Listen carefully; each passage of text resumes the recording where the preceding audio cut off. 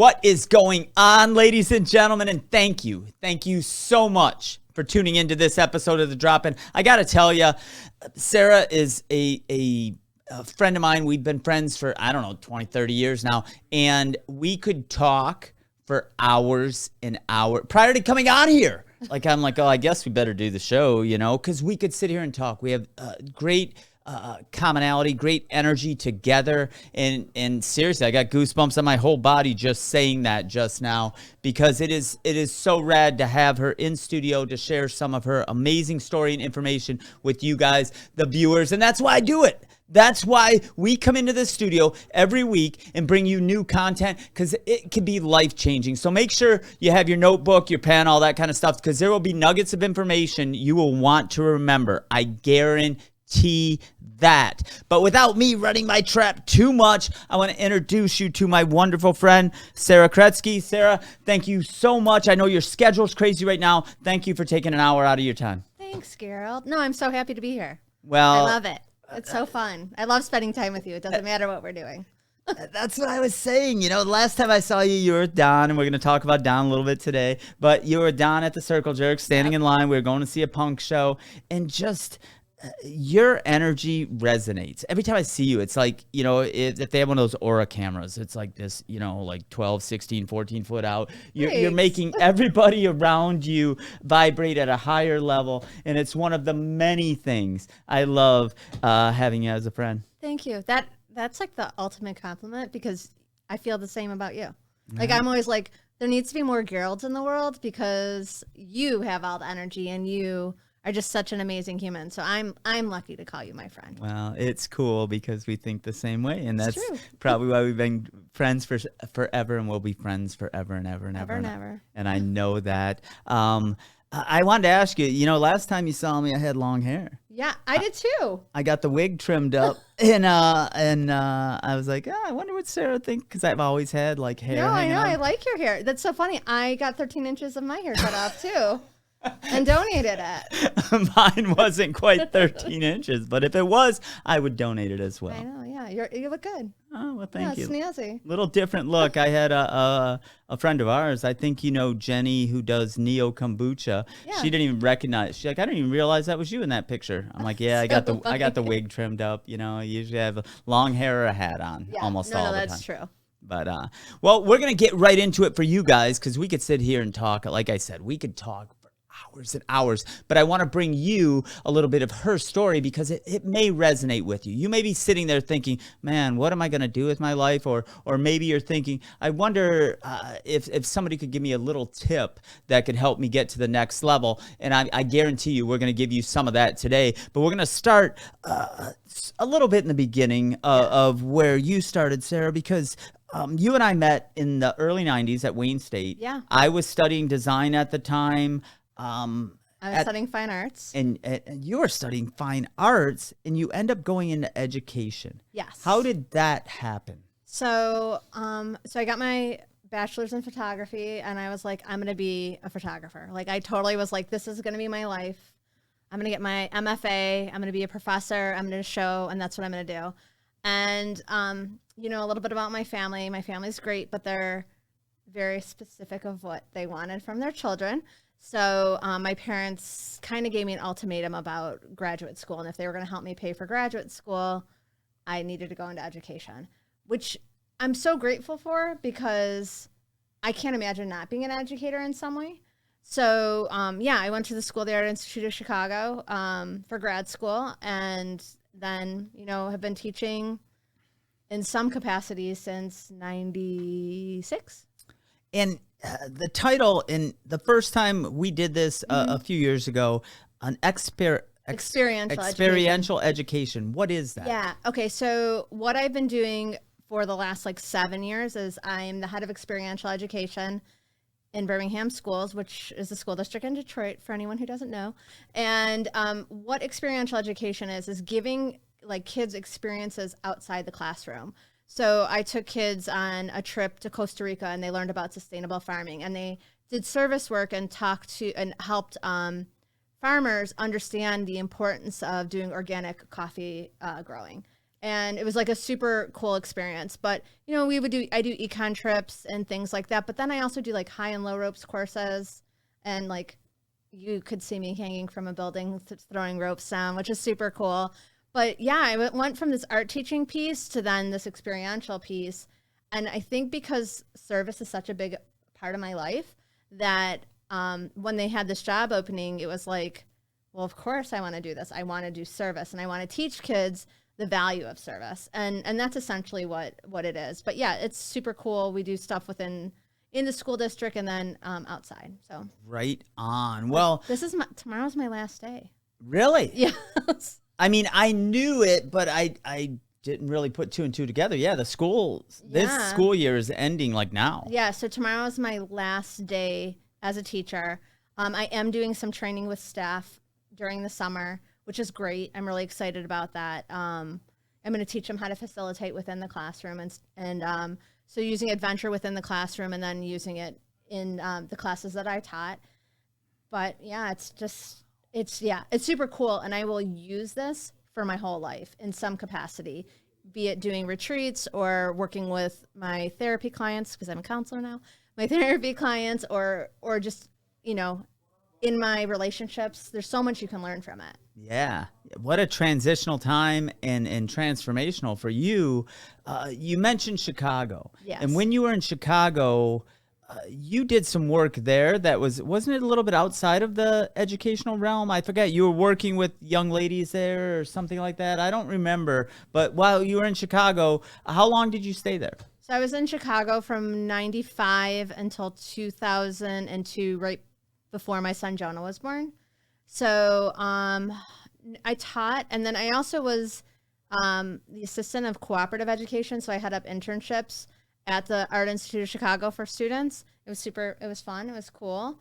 But yeah, I taught photography. That was like kind of my thing, and ceramics. But I had like a skateboard club, which I think is hilarious. But I would have clubs and different things to get. A lot of the kids that I worked with were foster kids or in Section 8 housing. At the time, I worked in Cabrini Green, which was like one of the biggest projects in the country. And so definitely working on the idea of some social justice before it was called social justice, or at least before I knew it was called social justice in the 90s. So how incredible. Incredible. You know, I've only spent small bits of time in Chicago, and it's a crazy city. I mean, Detroit through the 90s was like a ghost town. Yes. You know, nobody was in downtown Detroit. You could skateboard anywhere you wanted. People were nowhere. And then you go 4 hours west to Chicago, and people are everywhere. There's hustle and bustle everywhere. Even in the little seedier parts of town, people are still on the streets or doing things. The segregation, though, in Chicago was, at least in the 90s to early 2000s, I can't really speak now, but the segregation was astronomical. Like, you would go in a block over and it completely changed.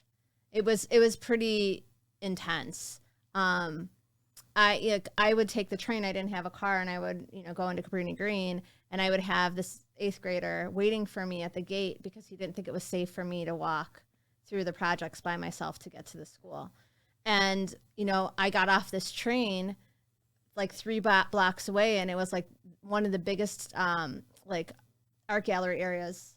And it's just a really interesting place. And then if you're on the south side of Chicago, it's either super Irish, or then there's like this pocket of, African Americans. And then like there's like a Latino pocket, Puerto Rican, like everything was very pocketed.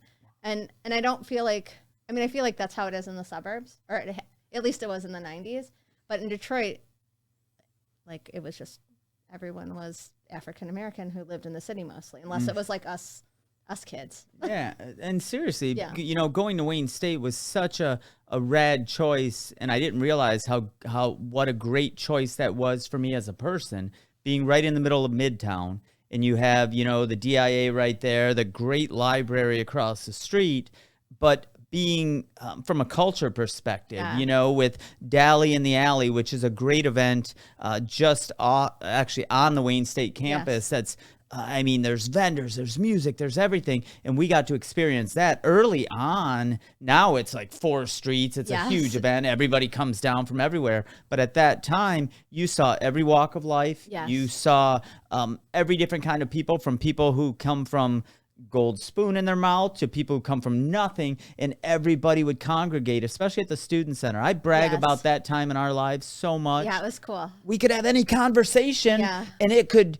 not that you'd offend anybody, but you could bring up almost any subject at that table and we could talk about it. And then once it was done, go, okay, who's in for euchre in this table? You Right. know, there was no, you're not my friend anymore. We could talk about everything. Right. No, totally. It was such an interesting place to be for me, growing up in West Bloomfield. And, you know, like there were a lot of kids I met who never met anyone who was Jewish. And I thought that was really fascinating. But then, like, I thought about the kids that I grew up with, because my school was like half the school went to Michigan, the other half went to Michigan State. There was like a sprinkling of kids who maybe went other places, but I was the only kid that went to Wayne State in my graduating class. And I could see like they had a totally different, you know, experience than we had. Wayne State was like the best, and I'm so grateful my boys go there. So Yeah, we were very lucky, especially at that time, you know. The friends that I met at Wayne State, I have so many still to this day. absolutely. And I don't have a ton of friends still to this day from high school, a handful, but that was such a wonderful time and very influential in the directions that I have chosen moving forward from there. Yeah, for sure. For sure. Yeah. It's so nice. Like, even if I don't, like, I saw some people from Wayne State on Sunday at a graduation party who I haven't seen in a long time. And it was like we picked up from, it was like, I'm like, I feel like it's 1993 all over again. Yeah. It was cool. Yeah, we're lucky people, you Yeah. know. The choices you make at a young age, what school you go to, can really have such an impact on your life. So if you're watching the show and you're thinking about what college to go to, or where you want to move to, think about the long term of that, you know, and make your own decision. Make your own decision. That's Yeah. not always easy. It's, you know, being in education as long as I have, and especially working at a school district that is really pro 4-year college. And like, I'm also like, you don't have to go to college. Like, if you're watching as a professional, you don't have to go to college. If that's not the choice or the path you want to take, choose a path that is going to work for you, and don't do something that's going to make other people happy, because in the long run, you'll end up like, even though I'm so grateful for my opportunities, in the long run, like, I might have made way different choices if I was able to make them on my own at a younger age. Mm-hmm. Mm-hmm. Well, you brought up tomorrow's your last day Yeah. teaching. You've had quite an incredible tenure as an educator. When was the choice made to step away and move into the coaching space, really? Yeah. Completely. So I was coaching on and off since 2012, and then I got my master's in mental health and school counseling. I think, you know, I got injured pretty bad in December, and like, I'm like this hardcore workout girl and like super into fitness, and it rocked me, right? So like, I was kind of bedridden for 14 weeks. I was on crutches, and, you know, my husband lives in Oregon. We can talk about that later.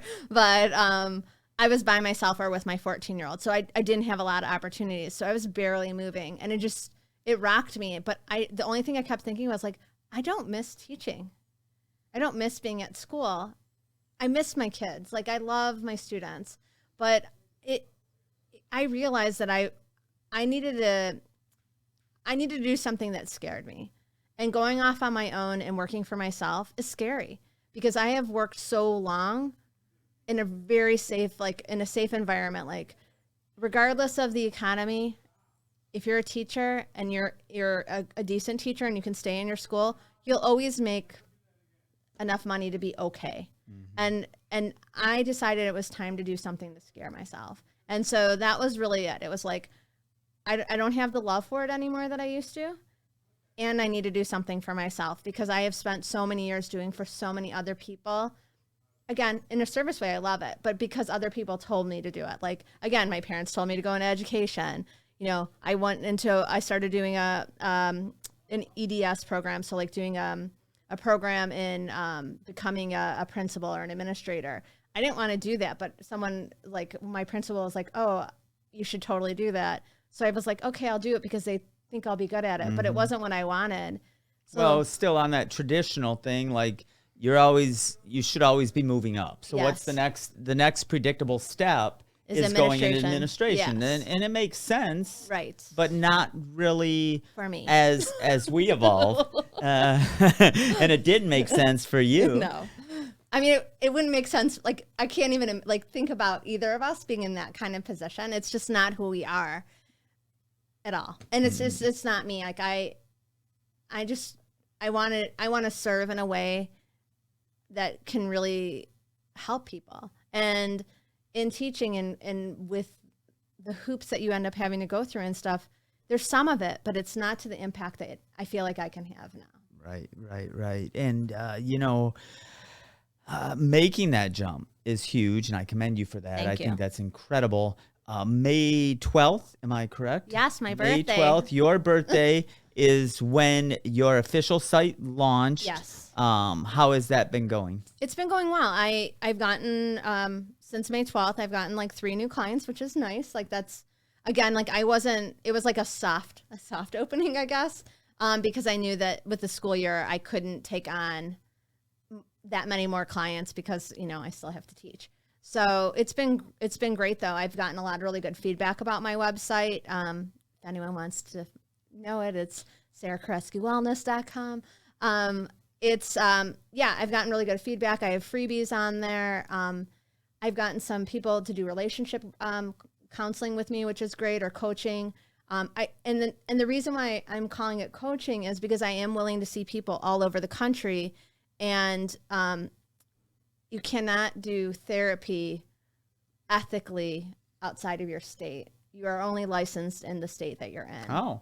So I will do I do therapy with people in the state of Michigan, and then I coach if you're outside of the state, which I'll be honest, I have more people who are interested in doing the coaching than, which, you know, and I think it's how my platform is because I am doing everything online. Cool. Yeah. Cool. And it's sarahkuretzkyhealth.com? Wellness. Oh, sarahkuretzkywellness.com. I apologize. And that will be in the info underneath this video. So make sure to check it out because I went the first day. Yeah, and I clicked through everything, signed up. Yep, I gave you my email address because I'm stoked because the information that you always share with me is beneficial for me one way or another. Either it's going to help me or I know it's going to help somebody I know, and I can turn them on to that. But I'm stoked that you got a few more clients out of that. And again, I got to commend you because you had that, you know, steady paycheck. You knew the benefits. Handcuffs. You knew all that stuff. And still, the courage it takes and the confidence is incredible. And you're a very special person for doing that. And any of you guys, if you know you're not on the right path, if you just feel uncomfortable, you're doing what others tell you to do, sometimes you got to get uncomfortable. And that's exactly what you've done, and you're proving. Yeah, I think I've done a lot of things in the last few years that are super uncomfortable. For other people, or what I thought my life would be. I mean, including getting married. Well, and I know we were going to talk about Don, but including getting married to someone who lives in Oregon. So we're 2,500 miles apart. And we are doing a back and forth commute in our marriage. So, you know, like a lot of people are like, what the hell are you doing? And it makes so much sense for us. But I know it's not traditional for everybody. So, I mean, we can talk about Don if you want. But. Yeah, we're going to talk about Don. I have, the outline sort of goes in order, but it sort of jumps around a little bit. But I got to meet Don at that show that I talked about previously, and I'm like, dude, that dude's rad. That I got to hang out with this guy. Like, when's he coming to skate? When we gonna play some music? Like, him and I have a bunch of commonalities that I could totally see working out. And I'm like, if he comes to town and we start hanging out, he might not see Sarah, so we better. Just he can hang out with you. He can hang out with you. Just say it. But, for our wonderful listeners, could you talk a little more about, what you do while working with clients? Yeah. So I have two main areas of focus that I really work on. So one is disordered eating. And I do work with clients who have eating disorders, like true eating disorders, like anorexia, bulimia. But I'm working with people who have been on that diet and diet culture and that yo-yo dieting, because people don't really understand like the whole diet cycle. And like the diet cycle starts when you start a diet and then when you gain the weight back. That was one cycle of a diet. And what I try to work with people is intuitive eating. And there are a ton of registered dietitians that work with intuitive eating. But from my perspective is there's oftentimes mental health pieces that go with it. Why are people going through this cycle? Why do they not feel like they're good enough or they need to lose weight because of society? If it's not health related, which I could talk about studies that there's not really health, like you can be overweight and still be super healthy. So, really working on, trauma informed issues with that, or just more about, perfectionism, anxiety, things like that really cause those kind of things. And the other area that is really close to my heart is substance use disorder.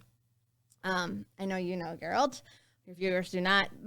My high school boyfriend, who I ended up dating after my divorce, died of a heroin overdose. And it was a really rough time for me to watch someone go through that and then enable someone. And I did not realize I was enabling. So when I first decided to become a mental health professional, I really wanted to work with people who were like me, who were like codependent or needing, like really, like they thought that their love was tied to the person who was using.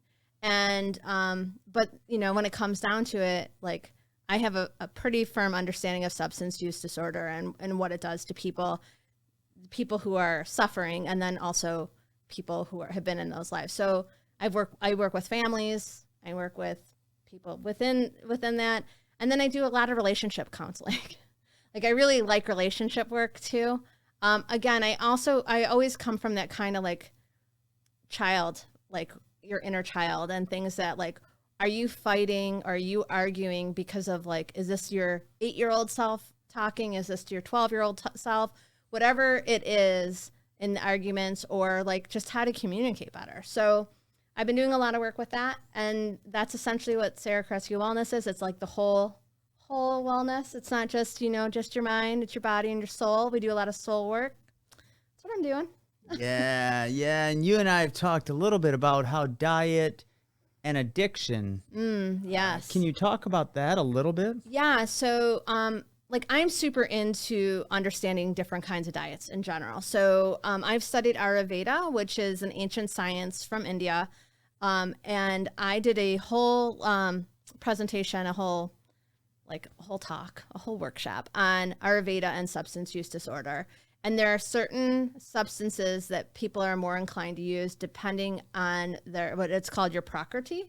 And your prakriti is like about all the elements. I feel like I would need like a whole hour to explain all that, but you got all the time you need, but yeah, so like so different exercises and different kinds of diets work better for different, if you're a propensity or you have had substance use disorder, there's different things that work better. For instance, if you have anxiety, lifting weights is very grounding. Yoga is very grounding.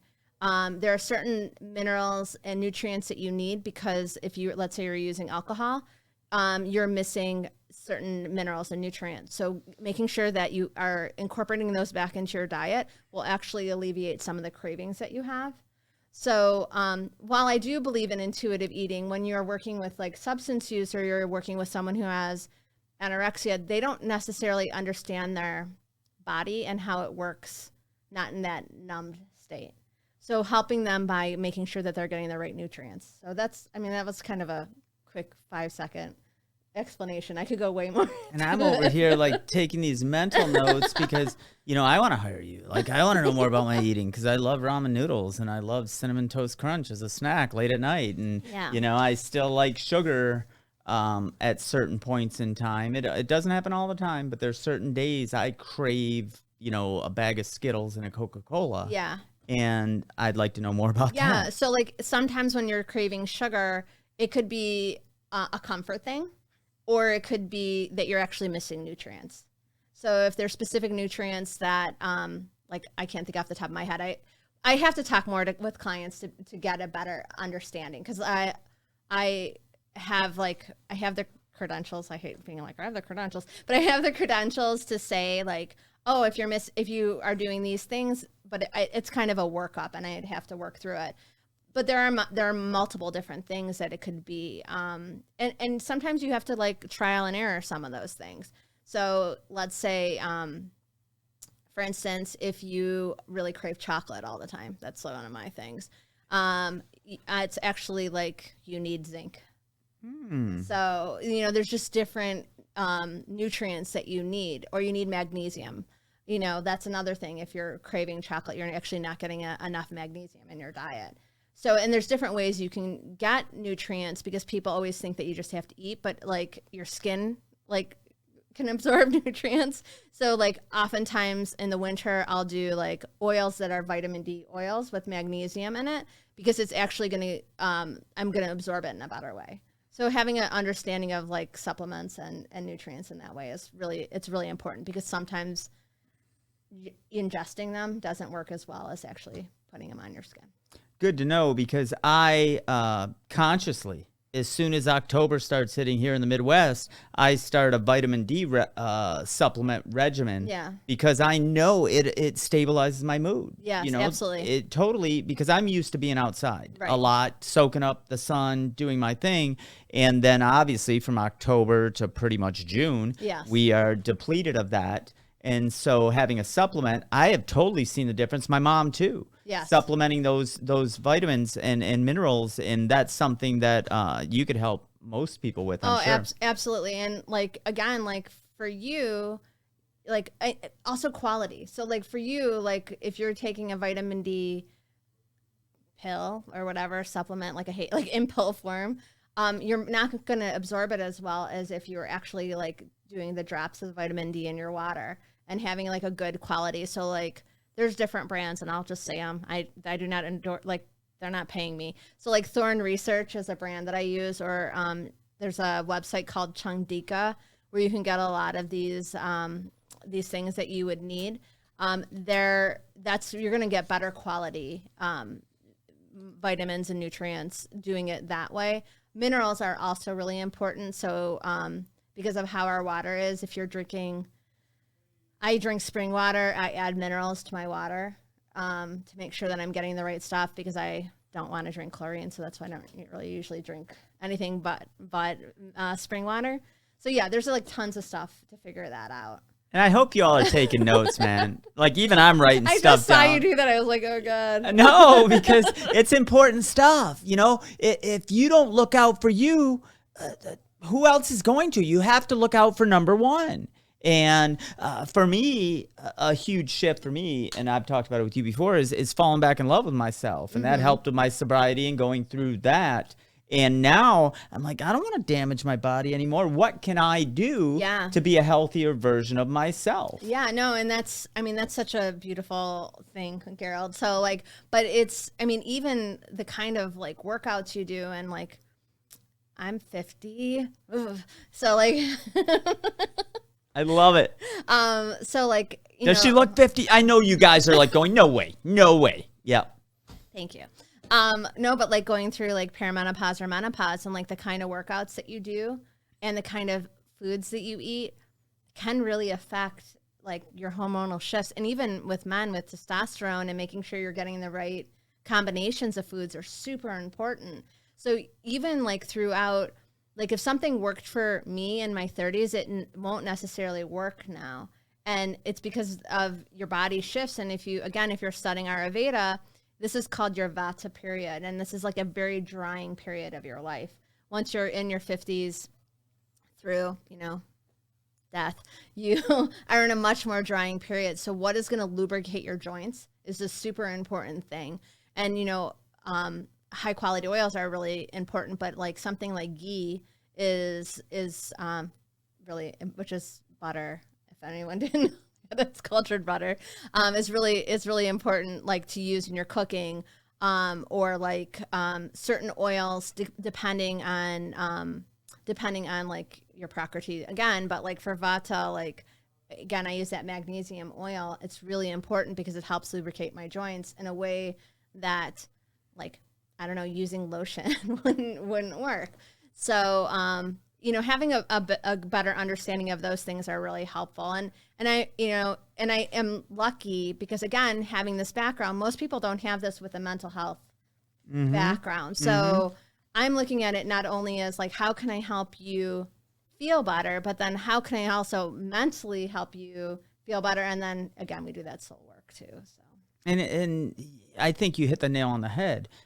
Especially, it's in the recovery space. Yes. It's not just quitting drinking or drugging or whatever your addiction is of choice. It's the whole package. It's the health. It's feeling better about yourself. I think self-worth is huge, especially when you're getting sober.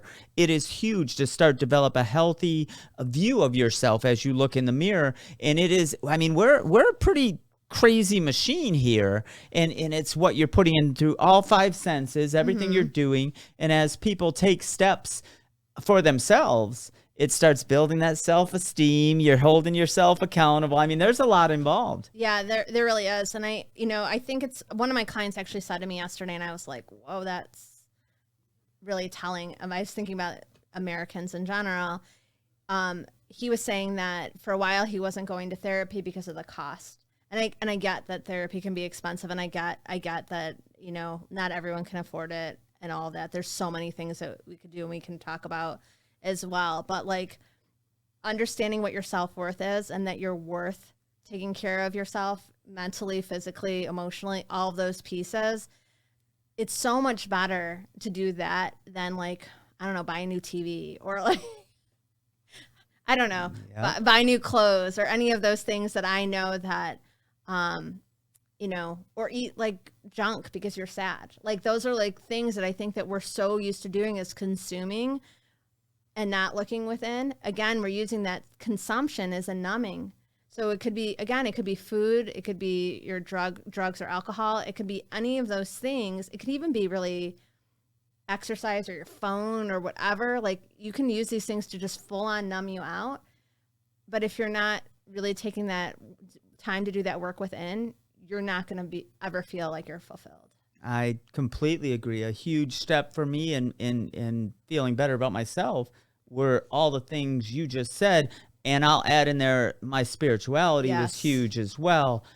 Just that helped me internally. Yeah, 100%. And through meditation and meeting other like-minded individuals and having something to focus on and seeing results. Seeing almost instant results in my case. When I meditate, I feel that almost instantly when I get up from the cushion. It took me a little while to get there. And if any of our viewers, if you want to know, message me. You can message me. I'll tell you the path I took. And I also want to mention, if you go to Sarah Kuretzky Wellness, and they offer up their email address, they get a free report that I got a ton out of. Is that still going on? Yes. And so what I'm trying to do, I'm working with my website designer, is like every few months, that one will stay, but then I'm going to add another one so that people who I have an email, like I have this email list, then they can get a new one. So there will always be new tips. I'm going to start blogging more so that you can learn more. But that it's not just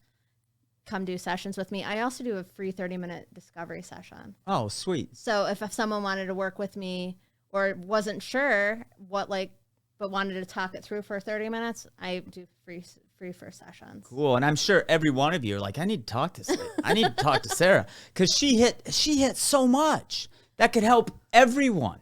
Every single person watching this, I guarantee you would get something out of spending a few minutes with Sarah. So make sure to go to Sarah Kuretzky Wellness and get the free report. I read it and I got something out of it. Changed just a little tiny thing, because often monumental changes in our life, they're rarely are a tidal wave. They're usually these little shifts in daily habits, and then we look back on that a month, 2 months, 6 months later, and we are like, wow, the results were incredible. Absolutely. Incredible. And that's something I think that you help your clients with. Yes. is those little habitual things we're used to doing. Yes. And making a shift in that. Yeah. So like, I'm just going to use, doing intuitive eating or working with that piece. I do this program. It's called Revamping Your Relationship with Food. And I'm going to be having a group program starting in September with that, but I do one-on-ones with that right now. I'm not going to start with, love your body. And I know, like, I want everyone to love your body, but that is, if you have been someone who has been, like, so dissatisfied with how you look physically for so long, and I know a lot of people struggle with their body image, that can't be the first step. You have to take smaller steps to be able to get to that step. So, giving yourself permission to enjoy a meal with someone who's a chronic dieter, like, that's a huge deal for some people. Mm-hmm. Or not having your phone on while you're eating. Like, those are things that are big deals. And those are those small steps that will get you to this place where you'll understand what your body needs. And, and I'll be honest, like, I've struggled, like, like, I've been on the yo-yo diet world, and honestly, this injury was really when it came to me was I was doing things that were really harmful for my body because I was not allowing myself enough nutrients, and I was working out so hard that I was trying to maintain an image that is not sustainable for someone of my age, and I wasn't. And my whole thing when I broke my foot was like, I need to heal myself. So I need to make sure I'm eating the right nutrients, but then I gained weight. So then I was like freaking out because I was like, I had these body image things. So like one of the biggest things that I did, I got rid of my scale. I'm just not dealing with that. And like, that's something I teach my clients. So you just got a great freebie. Yeah, definitely. Throw out your scale. Yeah. And I'll tell you, there's been occasions where I like want to get a scale. I've never been a scale person. Yeah, they're terrible. When I go to the doctor, I'm like, there's no way I weigh that. No way, dude. I like still look the same. I'm always astounded. And I just never been that person. I look in the mirror and I'm like, you could lose a few pounds. You've been eating a bag of chips every night or whatever it is. I know my body. Yeah. And so I know what I need to do. For the most part, yeah. I think I could gain so much information speaking with you moving forward, and I plan on doing some of that because I'm going for longevity, not bravado. And, we're just at the halfway point. I'll be 50 right. August 30th. I know. I'm so psyched on it. I'm going to be a half century old. I used to never tell anybody my age, and now I'm like, I wear it like a freaking badge Hell now. Yeah. Hell yeah. I know. Like I had, I was talking to a doctor, my surgeon for my foot, and the lady looked at my picture and she was like, "You're not 50." I'm like, "I am 50." Yeah. She's like, "You don't have any gray hair." I'm like, "I don't dye my hair." Like it was great.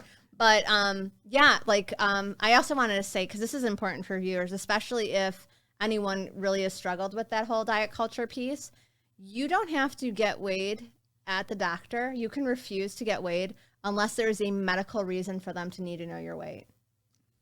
If that's like a trigger, that's exactly what I was going at. And I will tell you, I know for a fact that I don't weigh 165 pounds. I know that. I weigh 145 to 152. That's what I weigh.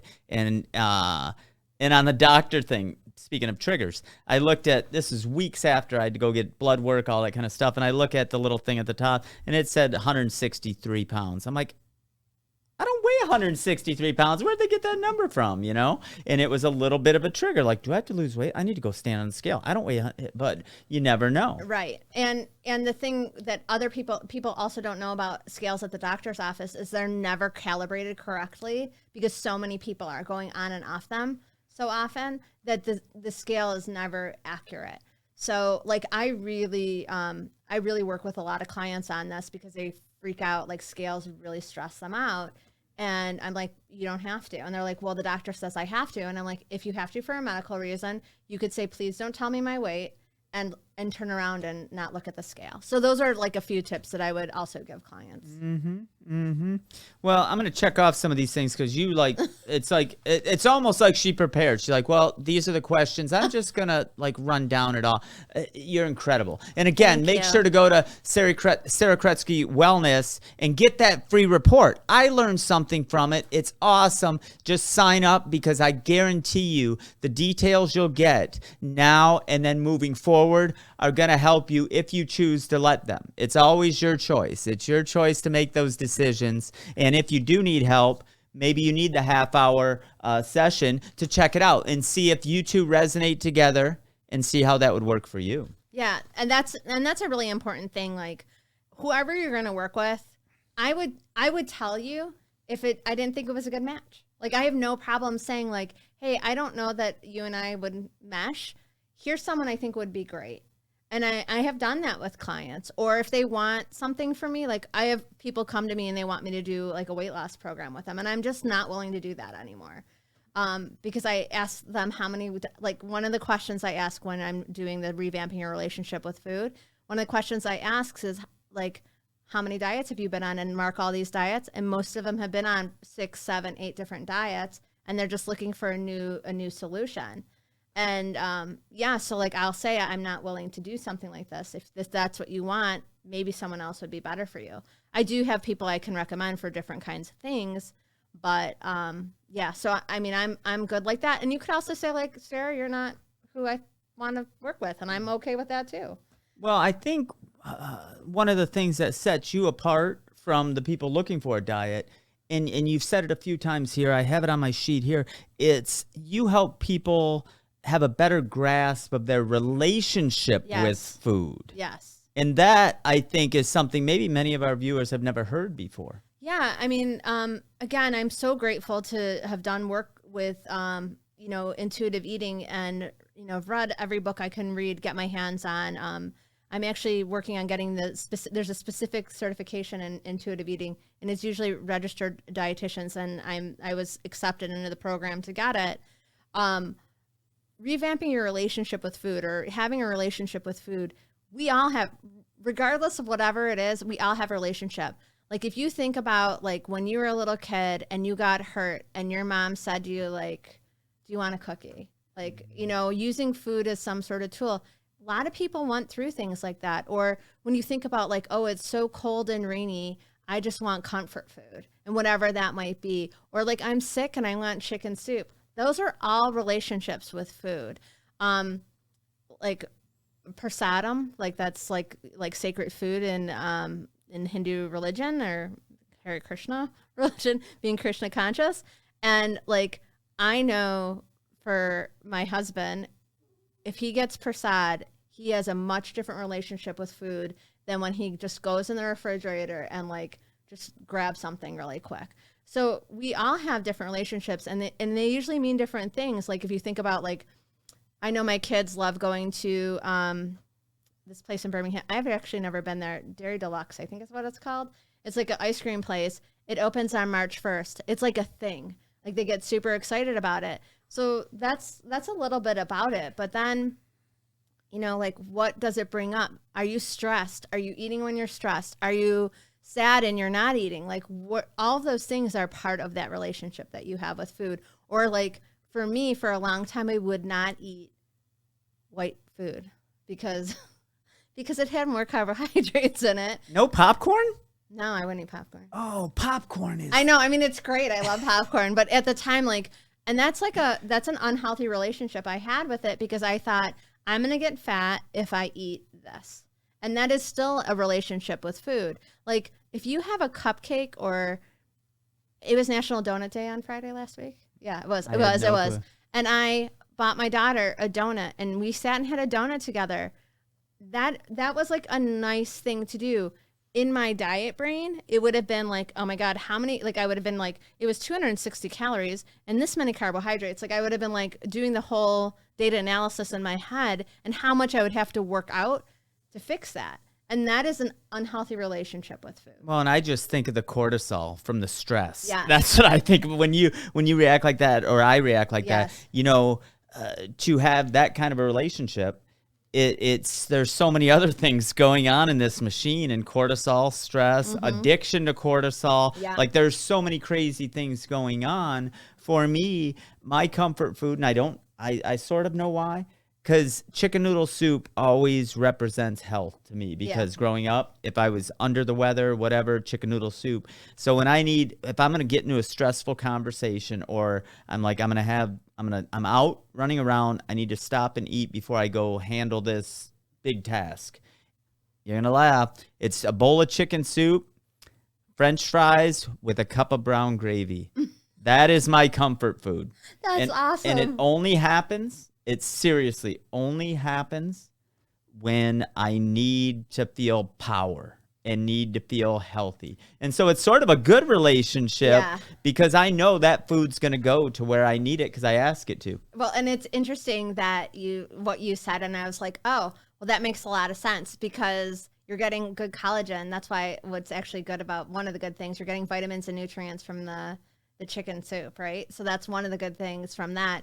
And then the potatoes are actually giving you the carbohydrate that you need. It might be so it's giving you those things. And I don't really know what brown gravy is. Just like regular beef gravy. I just like dipping my fries in it. So like I don't know enough about beef gravy, I'll be honest, but like I'm assuming like you're also still getting protein from this too. So it's actually well balanced.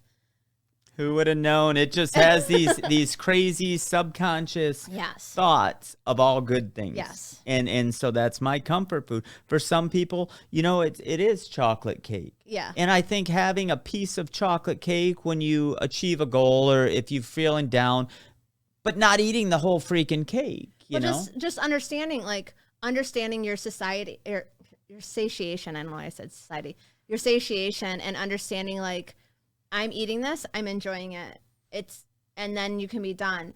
When you're someone who is a chronic dieter, you binge on that stuff because you don't you do this like Last Supper mentality where you don't know when you're going to eat that again. So you're like, I am going to go on a diet tomorrow, so I better eat all of this until it's done. Right. And so many people fall into that trap. Or like for me, my thing was like, if there's chocolate in the house or whatever, I would have to hide it somewhere, or like Layla, my daughter, well, you know Layla has like her pantry. Like if it's in her pantry of food, I won't go eat it because that's hers. So like I would have to play these games, and that's not a good relationship with food still. Even if I am not having it, I'm not having it with like, there's like a punishment that goes with it. So I teach people how to do a good job with that. Yeah, that's awesome. I know you guys are filling up a notebook. You have already went and put your email address in at sarahkuretzkywellness.com. You've already done that. I know you have. Thank you. Thank you. The report is incredible. Make sure to sign up for the half-hour deal, because you never know what little bit is going to change your life or your view. And when you meet wonderful people like Sarah, it doesn't happen by chance. There is no such thing as coincidence. So I want to thank you. Thank you guys for taking time out of your busy day to spend with us here on the Drop-In. Now let's get to Don. Don, again, you talked about him. I remember you posting about him. I finally got to meet him. And what a cool dude. Yeah, he's rad. Dude. I'm so lucky. I had the best husband ever. Just a good guy. So good. And how is it going? We talked. Should I tell everyone how we met? Because that's a hilarious story. Yeah, I want to know how you met. So we met on Instagram. He slid into my DMs. No, I'm just kidding. I was actually in a picture with a mutual friend. I was at a show in New York. I went to see Youth of Today, and I was in a picture with a friend, and Don knew this other friend but did not know me, and asked me if I was wearing a Trial shirt. And Trial, do you know Trial? I do not. Okay, Trial's a band from Seattle. My friend Greg Bennick is in that band. He's a singer for that band. So I have like a bunch of Trial shirts. And he's like, it's like a Pacific Northwest thing. And like, I didn't think anything of it. We chatted for a minute. And then like 8 months later, my friend was like, I think he was trying to flirt with you. And I was like, I don't think so. So I requested to follow him, but then I sent him a message. I said, I don't want to be like a weirdo thinking like I'm some bot or something, but I'm Vedika's friend. And then we started talking, and then he like asked me on a phone date, which is so cute because he lives in Portland. Right. So it was like a week away, but he ended up calling me the next day, and then we talked every day for 3 hours until we actually met in person. So it was like 8 weeks of talking every day for like 3 hours. And then we met in person, and it was kind of it. Yeah, he's got a good vibration too, though. Like he does. Meeting him that day, first I had no clue. I didn't really know anything about him. And I come walking up, and he's wearing a Thrasher shirt, and I'm like, whoo, chalk one up for Don. He's a skateboarder, cool. And then I saw some posts of him playing guitar, and then you had mentioned that he had played in some bands back in the day. Yes. And I'm sure, because I know your long history with hardcore, that there had to be some kind of connection there, maybe at least a little bit. Yes. And so I'm like, wow. And then we ended up shooting the breeze for a few minutes, and I'm like, is he going to, I think I asked you, I'm like, is he staying around for a few days, going to come skate with us or whatever? And you said eventually, when the sun comes back out, it warms up a little bit. So we totally, I thought, I was like, oh, cool, I just made another friend I could talk about hardcore with. And, it was the craziest thing. Like, I wouldn't go on dates with people who lived more than like 5 miles from my house. like I really wouldn't. And like then this man came in my life, and it was like an immediate, like I met him in person January 2020, and then we just every month we would like go back and forth and to see each other. And then we had our astrological chart done. Oh, cool. Chart, and the astrologer gave us a specific day to get married and a time. And so that's how we decided to get married. Like, we weren't planning on getting married this quickly. We were going to wait until Layla was done with high school. But then once we got our charts done and how compatible we were and the most auspicious day for us to get married, that's what we decided to do. And we just figured we would live apart and go back and forth still. And that's what we're doing. But he will be here in August. Oh, cool. So you can he'll be here for a week, so you can totally skate with him. I'll tell him to bring his deck. Yes, and the pictures from when you did get married were awesome. Like, he had flowers, and it was really cool. So we were both, Krishna conscious, and we had my spiritual guru marry us. So I actually wore a sari, and so like we had tilak on, and our flowers were like, that's part of the marriage ceremony. So, and I actually made our garlands. So it was super cool. And we got married at like one of my best friend's houses in Florida. And I had my broken foot, and they just kind of wheeled me around and sat in a chair, and it was cool. Right. I'm stoked for you. For you. The smile says it all. Going back to business a little bit, new business, you're just starting. Mm-hmm. Do you have a goal for the first year? Do you have a goal for the first 6 months? A financial goal or just whatever, number of clients, financially, whatever. Did you set goals as you went into the new business? I for sure set goals. So I actually have worked with a few different business coaches. I thought that was a really important piece for me, mostly because I didn't know what the hell I was doing. Like, I was like, this is what I want to do. I want to serve people.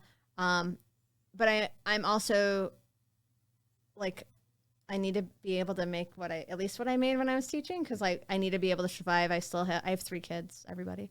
So, so I went in. I worked with one coach that was much more of a spiritual coach, and we did a lot more work based on like how my service to God would be service to people, and kind of figured that piece out. Also figured out some things with giving me the courage to leave, because I really didn't have it on my own. Mm-hmm. So he worked with me a lot on that, because it's a hard. I had the golden handcuffs. It was really hard. Like I was making a decent living, and I had a nice job. I never hated my job, so it was rough. And then I'm working with a new business coach who is much more direct on like, here are the things that you need to get done. And I really needed that because I'm a little disorganized in the brain, not in life, but my brain's disorganized. And she is really good with making sure, her name's Carol Hips. You can follow her on Instagram, the Carol Hips. And she has really helped me like kind of guide me to figure out like, because I want to do everything for everybody. And she was like, you really need to figure out what your niche is. Mm-hmm. And that really helped me a lot. So my goal is to have, by the end of the year, at least 25 one-on-one clients, 25 to 30, and have at least one group going. And then I'm working on 2 retreats for 2023. So like having those kind of finished in the works. Right on. It's definitely a consciousness shift because when we get, you know, and I can relate so much. We get used to, you know, the 9 to 5's rad. It's paying the bills. There's a security there, Yes. and you know that. And then you're burning the midnight oil. You're working on the dreams. But until, like, it's almost like hobbies until you make this conscious jump. Yes. And that's not always that easy, especially we were talking about it before we came on the air, about your consciousness about money, about what's, you know, we've been programmed a certain way, especially in southeastern Michigan. Yes. I remember in the 80s, my grandma like, just go to Ford, work 30, retire, you'll be great, it'll be awesome. And I knew at that time it wasn't for me. Right. No, totally. And I think for me, I get uncomfortable around money. Like I get uncomfortable talking about money because I don't want anyone to suffer. Like if it is financially hard for you, it hurts me, right? Mm-hmm. But I also have to understand my worth. Like very few people that you'll talk to in this line of work have 3 master's degrees and all these certifications. And like I have to remind myself, and I'm not trying to be like, I'm so awesome. But at the same time, like I was very clear and I looked around the country. But when I was looking to do the therapy piece, I looked around Southeast Michigan and I found what like people charge. And I just was like, I am going to be in the middle. I feel comfortable with being in the middle. And that's kind of how I went about it. But it's still hard for me. But the sales piece, if you will, is the hard part for me, but I'm working on getting better at it because I'm not selling for myself. I'm not selling to make money for me. I'm trying to give people a service that is going to be so helpful for them.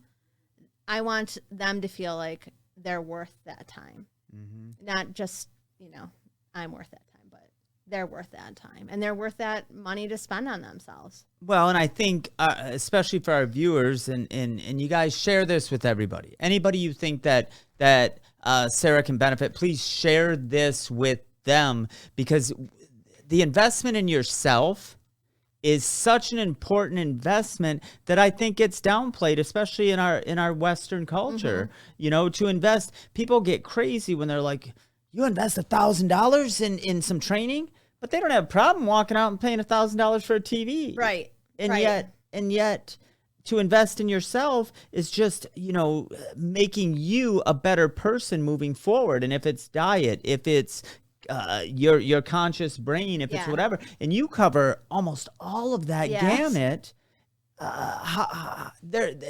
you don't even have to sell it. I mean, this right here, what you heard in the last 40 minutes, for crying out loud, you better be on there because this helps not only weight loss, but relationships and your consciousness and your connection to everything. And she's experienced that. Sarah has been through that. Yes. And so not only is she speaking from the books and the studies and the years and years that she's put in, but also from that being a part of it and in the mix yourself. And I think that's something that is so important. Oh, thanks. No, I appreciate that. That was awesome. Yeah, I have definitely been in it. And, like, I have struggled. Like, I have been on the struggle bus on and off for years. And I don't want people to have to go through or take as long as I took to figure out, like, what my purpose is and how to feel good about myself. Because I really wanted to be, like, good enough for other people. And that is completely does not work. So like doing that, and it's really interesting that you were talking about money and like people would spend like $1,000 on a TV or whatever, and they won't spend like $1,000 on coaching. I always think about, when I think about what I do, people have no problems going out to dinner and getting drinks or whatever, and like blowing like $300. But like, if you're like, and I'm just going to use personal training as an example, but if you're like at $75 a session for personal training, they're like, whoa, Right. that's a lot of money. And I'm like, no, because I used to be a personal trainer too, everyone. But you're exactly right. Yeah. I mean, just to go see, because I'm a hockey guy, Red Wing game, you're going to pay more than $75 for the nosebleeds. Yes. But you are so spot on when you say, let's just say, I'm $75 an hour to help you, and we're going to meet for minimum 8 weeks. And you're like, wow, that's a bit much. But when the results are there, and when you see the changes and the positive changes it makes in your life, at the end, you're like, how much? That's it? Like, that's all I'm paying? Because I found myself early on. You know, I'm like, I got to pay $400 for like 3 CDs from so-and-so? I'm like, I paid the $400. And I still revisit that knowledge, and it still helps me to this day. Absolutely. And that's 15 years ago. Absolutely. When you find the right fit, it's worth every penny you can muster, because it's only going to make you a better person moving forward. Absolutely. I agree with you 100%. And I think that for me, like, I have no problem paying for people to help me in that way. And then when I devalue myself, that's for me is where the issue is. It's like, I'm willing to do that. And then, but I don't know if I'm not explaining myself very well, but you know what I'm saying? Like, no, like, it's a tough shift. Yes, it is a tightrope. Yeah. Especially being in education, you are so overly educated, and they are saying that this is all the money that you can make, period. And your worth is based on years of experience, not how good you are at anything. Right. And that, to me, is why, at least for me, is why I've had such a hard time with money. Like, I gotta put my dues in to do whatever to make, X amount of dollars or whatever. But I think when it comes to knowledge and when it comes to a learning curve, like what you did, you're starting a business. Yes. This is something new, relatively new in your life. You reached out to somebody so you can get that learning curve to the smallest possible. Absolutely. I built websites over the years. I've started companies. I've done different things. And I'm like, I can do it myself. Well, that's rad. But 15 years ago, when you looked at the websites I built, you could tell I did it myself. And so they gotten better over the years. But at a certain point, I realized I need to pay the professional because, one, it's going to shorten that gap to success.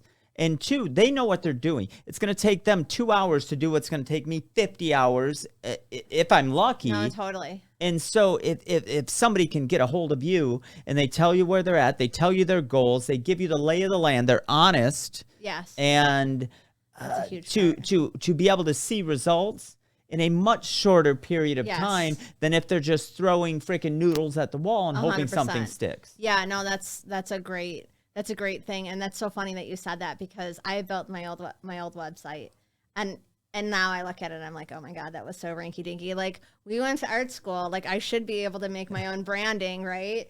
And I was like so happy to pay someone to do my website and my branding because it looks awesome. Because they know what they're doing. They know what they're doing, and they can like take your vision and make it a reality. So yeah, I'm all about like working smarter. Definitely. Not harder in life. And we brought up music. Yeah. Any good shows coming up?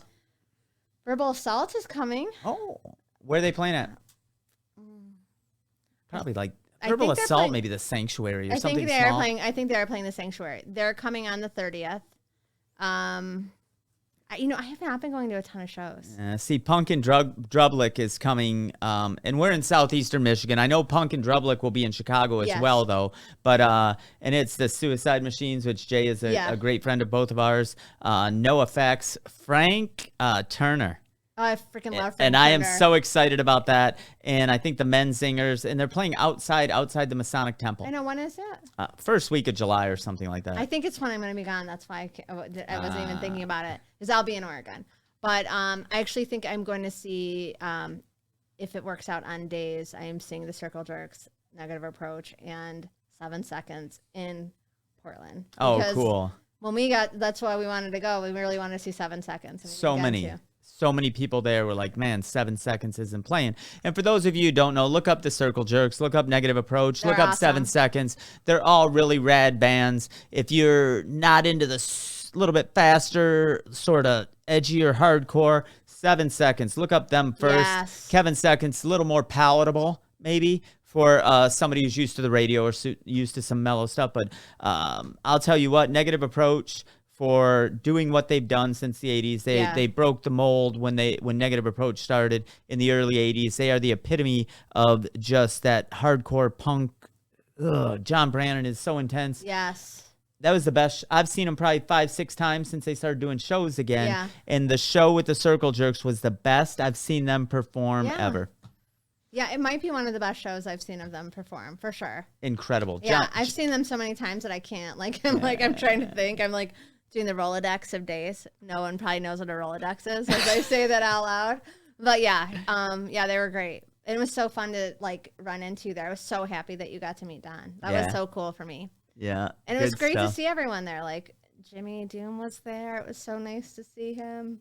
Yeah, Jimmy Doom is an awesome person as well. Make sure to check out Dooming Yourself a Favor, I think is his Instagram. He's a writer. He does just really cool stuff. Just a rad dude and a mainstay in the Detroit punk scene, working as the bartender in the shelter, singing for ALD. Just a rad human who has evolved into an even cooler dude as the years have gone on. Yeah, he's amazing. He's super cool. Like his short stories are so good. Yeah, yeah. Speaking of books, do you mind if I do that? Oh, yeah, I do have a new book. You have a new book. Yeah, I do have a new book. And it's awesome. Yeah, I got to read it. Well, we'll be doing some special stuff with that. It's gonna hit the shelves late September. Cool. And yeah, we're gonna do some more with promotion for that. If you're watching this and you want a sneak peek of the book, you can message me. I've sent out a handful of e-versions of the book. A few hard copies have been handed out here and there, but getting some reviews in, and everything has been awesome. You know, the only thing people have said about the book,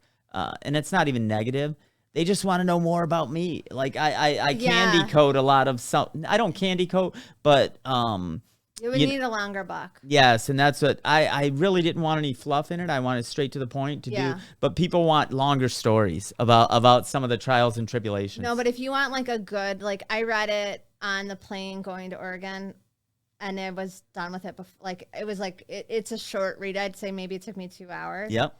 And it was really like nice, and you could just like it was like nuggets of information that you can use on a daily.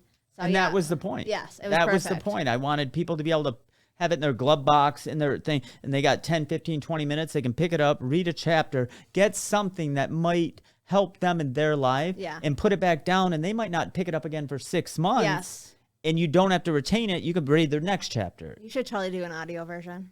It's coming. Okay. It's coming. I'm working on it. You have the best voice. So. Well, thank you very much. And thank you guys for spending time with us. I'm sure you got a ton of information.